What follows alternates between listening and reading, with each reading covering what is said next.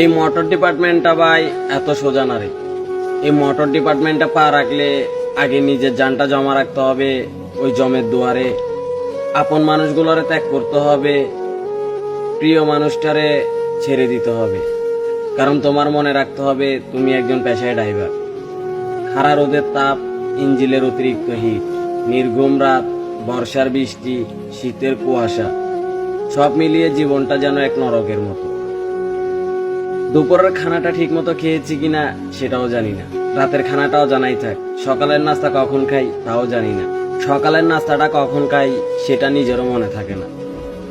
এই মোটর ডিপার্টমেন্টে পা রাখলে ভাই ফ্যামিলির মুখে হাসি ফোটানোর কথা ভাবতে ভাবতে নিজের মুখে হাসি আছে কিনা সেটাও ভুলে যাইতে হবে। হাজারো কষ্ট বুকে চাপা রেখে সবার সামনে মধুর হাসি হাসতে হবে। এই মোটর ডিপার্টমেন্টটা ভাই এতটাই খারাপ যে এই মোটর ডিপার্টমেন্টে পা রাখলে কেউ বলে নেশাখোর, কেউ বলে নারীর দেহলোভী। আসলে ভাই আমরা আমাদের পরিবারের চাহিদা মিটাতে মিটাতে আমাদের সুখ আহ্লাদ সব পায়ের নিচে মাটি দিয়ে দিয়েছি। নিজের মুখে কখন হাসি ফোটাবো সেটা নিজেও জানি না। আসলে ভাই একটা কথা কি, তবে আবার এই মোটর ডিপার্টমেন্টে এসে নিজের গর্ববোধ করি।